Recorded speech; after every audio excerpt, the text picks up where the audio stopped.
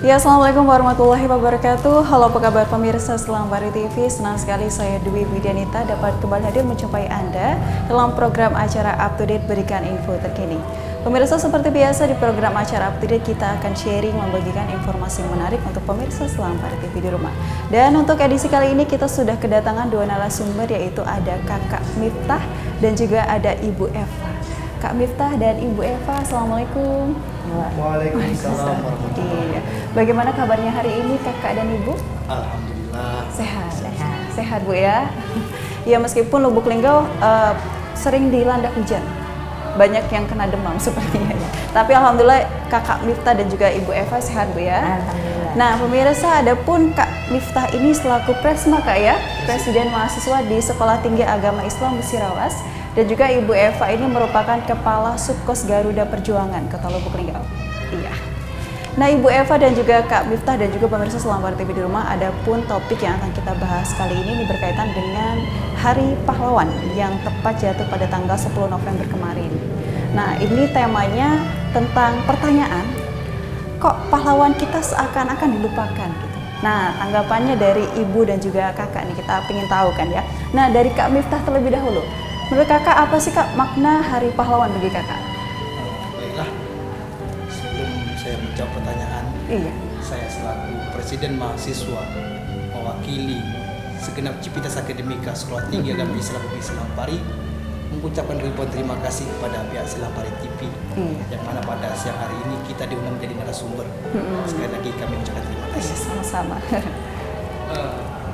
Baiklah, seperti yang kita ketahui bahwasanya kisah perjuangan para pahlawan dan para rakyat Indonesia, baik itu sebelum maupun pasca kemerdekaan, pasti memiliki makna yang sangat dalam. Pastinya, iya.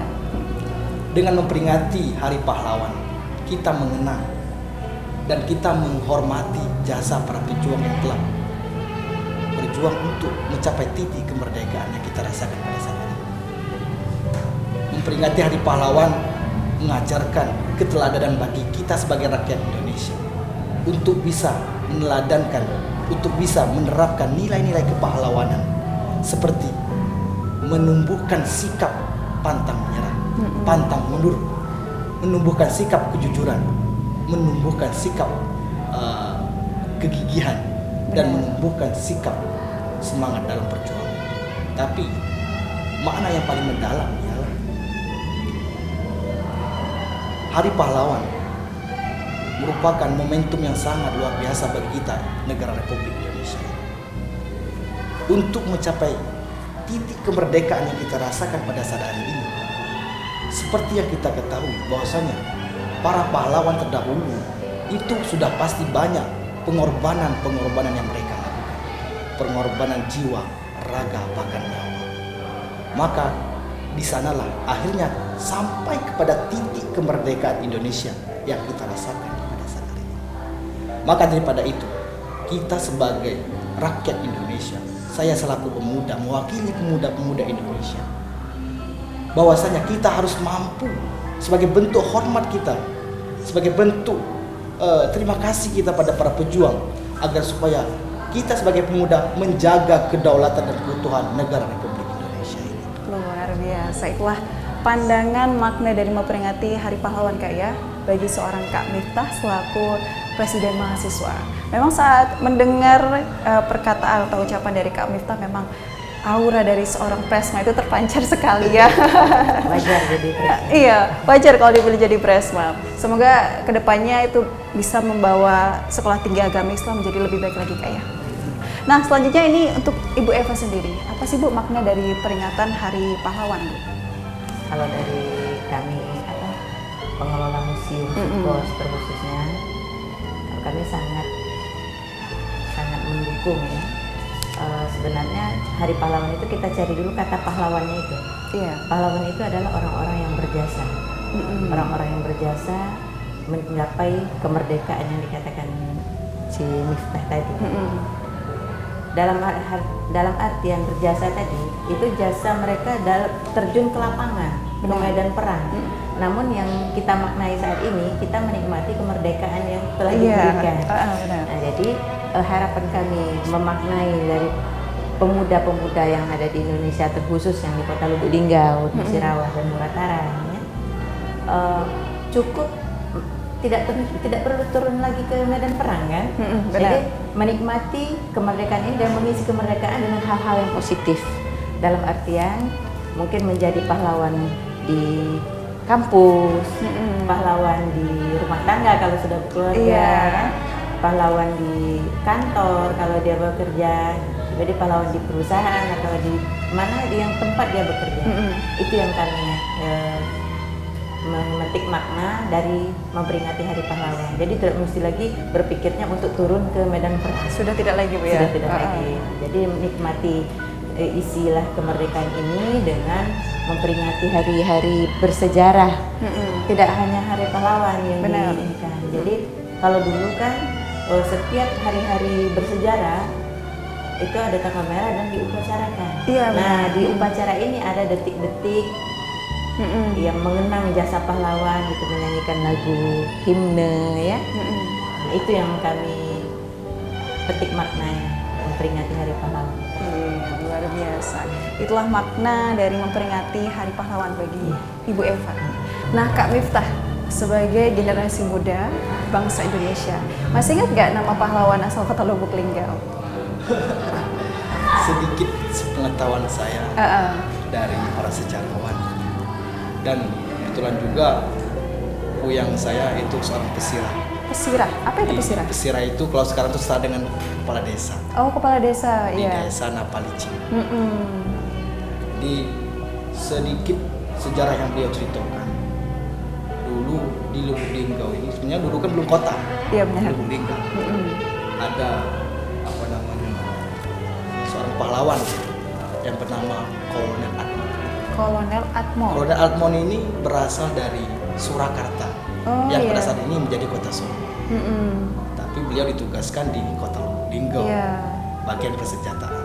Dikarenakan Kolonel Atmo ini merupakan seorang pemuda yang cerdas di bidang persenjataan, karena pernah menempuh pendidikan persenjataan di Belanda. Dan itu beliau ditugaskan untuk bagian persenjataan di Subkos ini. Suatu ketika, ini cerita gugur beliau. Ada martir yang didatangkan dari daerah Sawah Lunto. Nah, pas mau masuk Lubuk Linggau itu diperiksa oleh Atmo tadi daerah Jawa Kiri. Sekarang di daerah Talang Jawa, bukan Jawa Kiri, Talang Jawa. Sekarang menjadi Lubuk Linggau Timur 2. Di saat beliau ngecek martir tersebut, tiba-tiba martir itu meledak.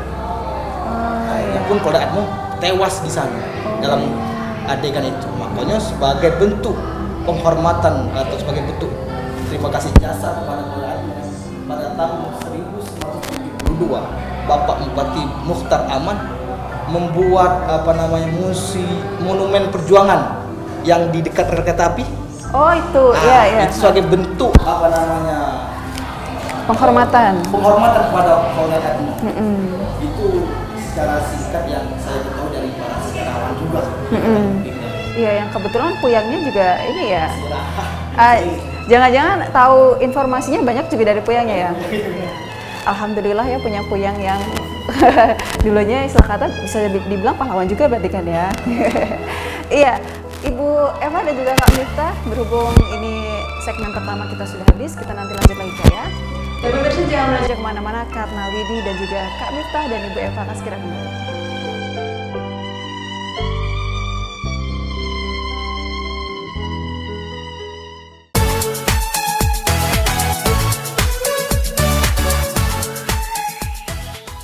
Ya, terima kasih pemirsa, Anda masih bersama Widi di edisi Up to Date kali ini. Nah, Ibu Eva, kalau menurut Ibu sendiri ini kan jika kita menilik tentang pemuda-pemuda sekarang ini, banyak dari mereka yang melupakan jasa para pahlawan. Itu alasannya apa sih, Bu? Sebenarnya bukan melupakan kayaknya. Lebih diartikan mereka ini kan sekarang sudah zaman milenial ya. Iya, benar. Sudah sibuk dengan Dunianya, gadget, benar. dengan dunia-dunia luar. Tapi sebenarnya tidak melupakan.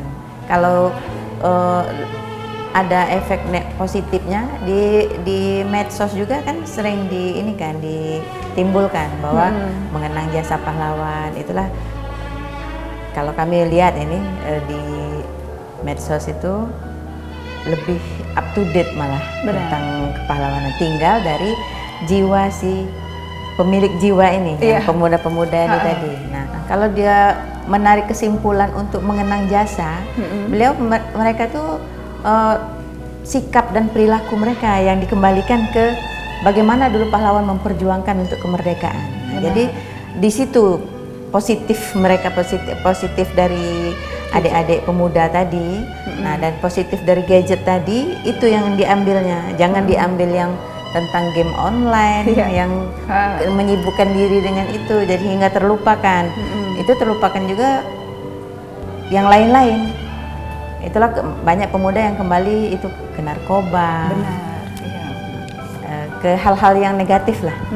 Nah, di situ yang mungkin agak kita kecewakan dengan anak pemuda, tapi tidak menutup kemungkinan lebih banyak pemuda yang mengenang jasa pahlawan.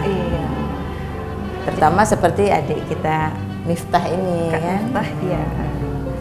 Ya, jadi memang tidak semuanya Ibu ya. Tidak. Memang tergantung dari pemudanya itu sendiri. Iya. Kalau bisa membawa arus ke yang positif, alhamdulillah. Kalau yang alhamdulillah. larinya ke negatif ya sampai itu. Iya, selanjutnya Kak Miftah sebagai perwakilan dari generasi muda di Kota Lubuk Linggau dan sekitarnya tentunya ya kan.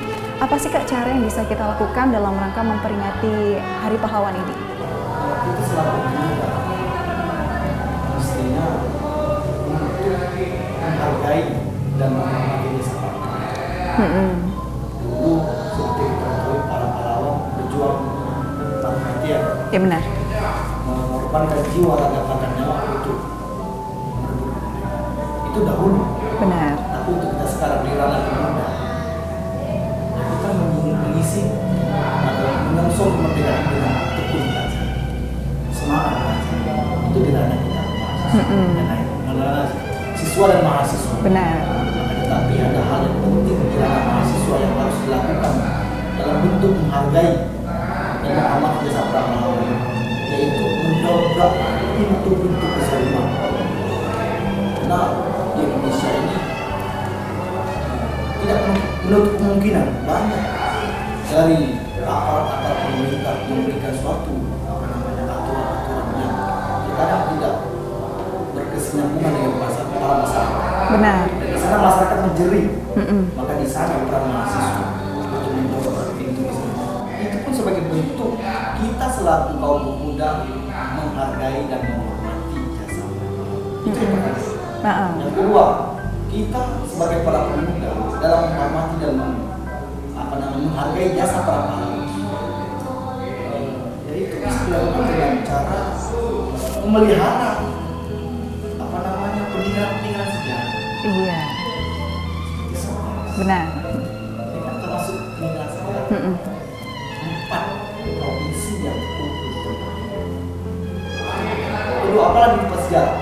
Apa merdeka yang saat ini dibuat menjadi 80. Itu menurut para sejarawan merupakan menjadi kontroversi. Benar. Apa sih tempat yang dulu dapat sejarah? Kenapa?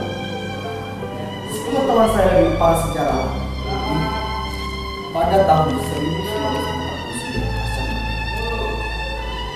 itu lapangan Merdeka menjadi suatu tempat penyerahan kedaulatan. Bisa disayangkan sekarang berubah menjadi lapangan rumah. Terlepas apa inisiatif dari pemerintah, kita tidak tahu kan, mungkin pemerintah lebih paham akan hal itu. Itu mungkin itu yang sebagai bentuk kita menghargai dan menghormati jasa para pahlawan. Yang pertama, bila mahasiswa kita belajar dan tekun itu umrah. Yang kedua, dalam mahasiswa mendobrak itu kezaliman. Dan ketiga, di kaum pemuda kita harus menjaga tempat-tempat bersejarah di kota Linggau khususnya dan umumnya di seluruh. Iya, luar biasa. Itu tanggapan dari seorang Kak Miftah ya. Semoga para pemuda yang nonton acara ini bisa melihat ya dan bisa mempraktekkan apa yang sudah diucapkan dari kakak tadi. Rajin belajar, menjaga tempat-tempat bersejarah ya Kak ya. Nah, selanjutnya kepada Ibu Eva, Bu, sejauh ini bagaimana Bu perkembangan dari Museum Subkos kita ini? Perlu kami ceritakan dulu Subkosnya ya. Iya. Jadi Subkos ini, nama Subkos itu kepanjangannya itu Subkomandemen Sumatera Selatan. Itu adalah markas pejuang dari Sumatera Selatan, yaitu yang meliputi 4 teritorial. Subteritorial 4 ini meliputi Provinsi Jambi, Bengkulu, Lampung, dan Sumatera Selatan sendiri. Nah, bermarkaslah di Kota Lubuk Linggau. Inilah kita harusnya bangga menjadi warga Lubuk Linggau. Satu-satunya ada museum yang bekas markas besar. Sekarang ini Subkos ini beberapa kali ganti nama. Oh iya. Jadi sehingga terakhir namanya menjadi Kodam 2 Sriwijaya. Kodam 2 Sriwijaya. Jadi yang bermarkasnya sekarang di Palembang. Nah, itu asal muasal Kodam itu sebenarnya Subkos. Oh, seperti itu sejarahnya ya, Bu ya.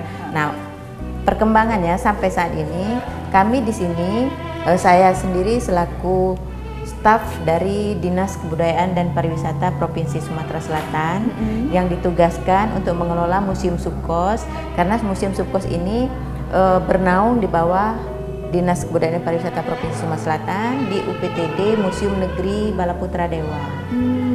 Jadi kami menginduknya ke sana. Alhamdulillah kami ditugaskan kembali ke Lubuk Linggau mengelola museum ini seperti ini jadinya dari tahun 2019. Pertama kami menginjakkan di sini, mungkin ada adik-adik mahasiswa yang pernah ke museum, kesannya agak seram. Nah, tapi sekarang Ibu Widi silakan lihat sendiri, kira-kira takut nggak masuk museum? Enggak, kan? sama sekali enggak. Jadi kami dari tahun 2018 sudah mengadakan upaya kami untuk membangkitkan anak-anak muda di Lubuk Linggau khususnya. Kami dari 2019 sudah mengadakan kajian-kajian, yaitu berupa diskusi terpumpun, seminar sejarah yang membahas tentang koleksi-koleksi museum yang ada di Subkos ini. Yang kita lihat di luar itu seperti kepala lokomotif dan mobil jeep Akagani. Akagani itu merupakan pahlawan yang ada di Subkos ini. Oh iya. Iya, kalau Ibu Widi pernah ke Palembang, Akagani itu juga ada museumnya di Museum Akagani, serta ada nama beliau dijadikan salah satu nama rumah sakit Akagani, yaitu di Benteng Kuto Besak. Oh iya. Beliau itu peninggalannya di sini ada mobil jeep. Nah, bolehlah dibawa keluar lagi, selain itu boleh dikaji lagi mobil jeep itu peninggalannya semasa beliau bermarkas di sini. Nah, ini yang asli. Akagani itu asli di sini. Yang di rumah Museum Akagani di Palembang itu sudah dimodif. Nah, jadi keaslian mobil itu saat ini kami di tahun 2021 ini juga sudah konservasi, jadi dikembalikan ke cat asalnya.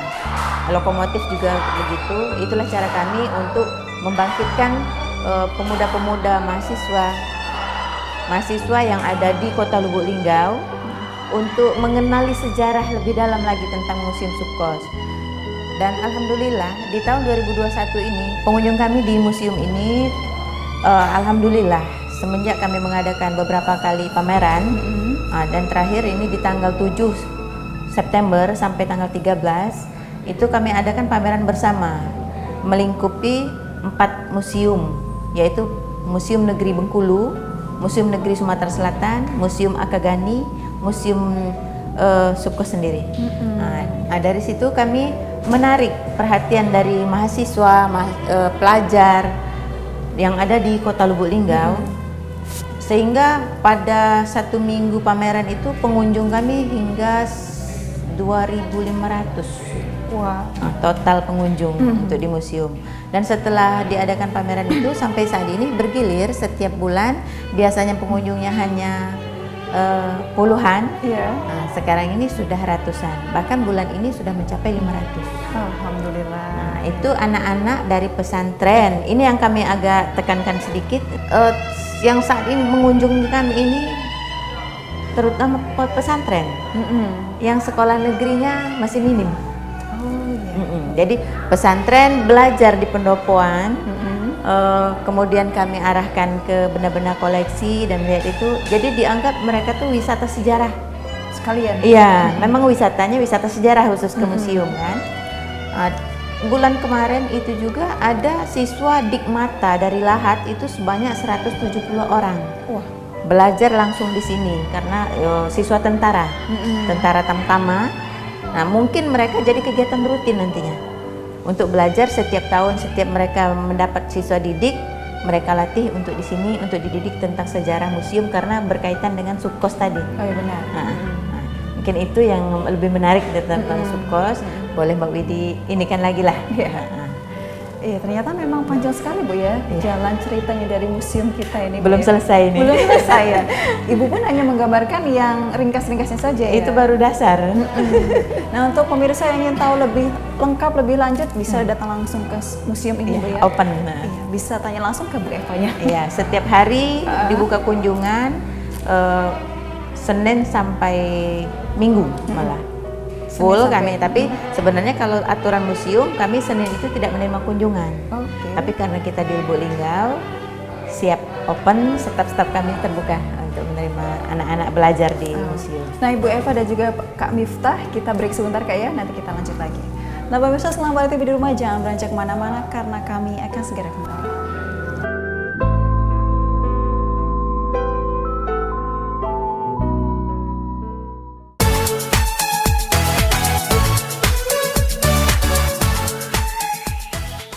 Ya, terima kasih pemirsa, Anda masih bersama kami di edisi Up to Date kali ini. Nah, Kak Miftah dan juga Ibu Eva, tadi kita sudah banyak ngobrol ya Kak, ya Bu ya, tentang Museum Subkos dan juga perjuangan dari pahlawan yang ada di Kota Lubuk Linggau ini. Nah, selanjutnya kalau untuk Ibu Eva sendiri, apa sih Bu harapan Ibu ke depannya mengenai tentang peringatan Hari Pahlawan saat ini? Ya, harapan kami untuk peringatan Hari Pahlawan hendaknya jangan terputus, dan kiranya kami saat ini sebenarnya agak terisolir ya di Kota Lubuk Linggau.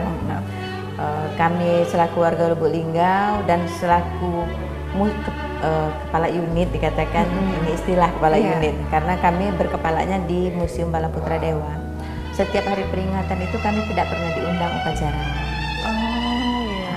Jadi dianggap gimana ya, kehadiran kami di Museum Subkos ini sepertinya apa terlupakan atau gimana, karena sudah berapa tahun ini kami belum pernah mendapat undangan untuk mengikuti upacara-upacara penting di Kota Lubuk Linggau.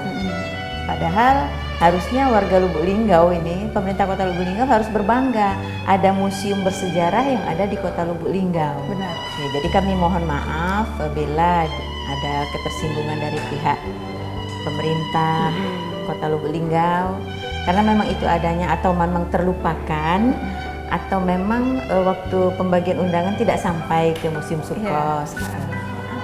Jadi harapan kami setiap hari-hari bersejarah, karena kami ini menghimpun sejarah yang ada di Museum Subkos ini, alangkah baiknya kami diikutkan juga untuk satu kali upacara aja di dalam satu tahun gitu. Mungkin itulah harapan kami ke depan bagi pemerintah Kota Lubuk Linggau. Juga kami harapkan anak-anak pelajar dari PAUD, TK, siswa dan mahasiswa, kami selalu open di sini. Sudah beberapa kegiatan seperti lomba mewarnai, lomba tari kreasi, lomba permainan tradisional kami adakan di Museum Subkos ini untuk mengangkat nama museum yang ada di Kota Lubuk Linggau ini. Bukan hanya mengangkat nama dinas kami angkat Kota Lubuk Linggau ini melalui cerita Museum Subkos. Ini kan kami ada perhimpunan himpunan museum se-Indonesia. Dikenalnya Museum Subkos ini kan di Kota Lubuk Linggau. Memang di Kota Lubuk Linggau bertepatan tempatnya, tapi dikelola oleh pemerintah provinsi. Jadi harapan kami untuk pemerintah Kota Lubuk Linggau, mari kita bersama-sama membawa Museum Subkos ini ke depannya menjadi media pembelajaran anak-anak, media belajar edukasi. Yang kami datangkan sekarang ini, yang kami didatangi sekarang ini oleh anak-anak dari pesantren, yang sekolah dari yayasan-yayasan. Nah, dari negeri sendiri sudah beberapa kali kami mengundang, ya keikutsertaannya itu agak minim. Ada sebagian, ada beberapa SMA yang mengikuti lomba tari kreasi. Itu tujuan kami mengadakan lomba-lomba itu untuk mengangkat nama museum. Karena untuk menjadi sebuah museum, kemarin itu kan dikatakan Kementerian Kebudayaan, museum ini belum layak untuk menjadi sebuah museum. Itulah kami ditugaskan dari provinsi untuk mengelola museum ini bagaimana supaya layak. Benar. Nah, jadi mulai berbenah dan terus berbenah hingga saat ini kami sudah beberapa kali kegiatan dan di beberapa lomba permainan tradisional, lomba tari kreasi. Anak-anak Kota Lubuk Linggau ini sungguh banyak, sungguh antusias. Nah, cuman kami minta dari dinas yang terkait di pemerintah Kota Lubuk Linggau, karena ini kami ditugaskan dari provinsi untuk mengelola di sini, membawa nama baik Lubuk Linggau untuk keluar. Nah, standarisasi museum inilah yang kami kejar sekarang ini.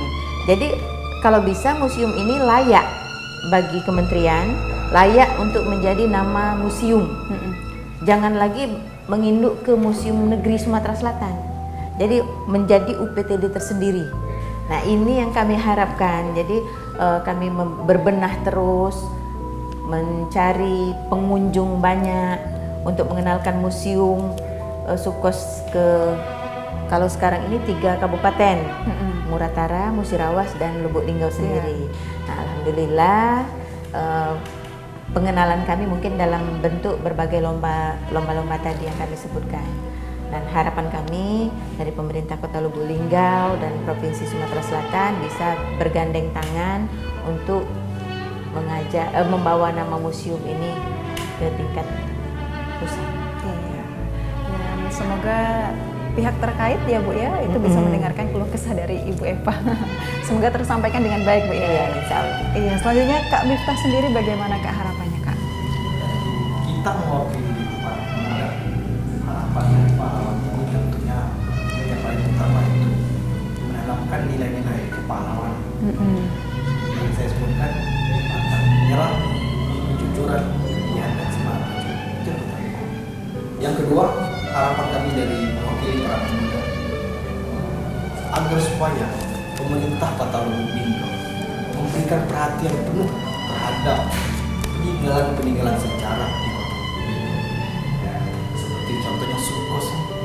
Kita sebagai warga Kota Lubuk Linggau bangga mempunyai tempat seperti ini, yang mana dulu tempat berkumpulnya 4 provinsi untuk mengatur strategi di sini. Itu sejarah yang mengatakan mestinya pemerintah kota harus bisa memberikan perhatian penuh, tak lain tak bukan itu untuk Lubuk Linggau. Itu hanya itu. Benar Bu? Bahkan sedikit pengetahuan yang saya dapatkan dari sejarawan di Kota Lubuk Linggau ini, misalnya mereka mengatakan bahwa benda bersejarah di Subkos ini banyak dikembalikan ke daerah masing-masing. Itu sebenarnya menurut pandangan saya pribadi sih, tamparan keras bagi kita sebagai pemerintah Kota Lubuk Linggau. Tidak memberikan perhatian penuh, kok bisa ditarik ke daerah masing-masing. Itu yang kedua. Yang ketiga, kita sebagai pemuda pun harus giat untuk mengukir lagi sejarah, terutama di Kota Lubuk Linggau. Tidak menutup kemungkinan banyak warga Kota Lubuk Linggau yang tidak tahu bagaimana sejarah Lubuk Linggau. Saya yakin monumen perjuangan yang ada di depan kita ini banyak yang tidak tahu apa sih sejarah itu. 30 Desember 1945. Jadi pahlawan yang tidak dikenal dikuburkan di sana di bawah sana. Itu sejarah yang saya baca.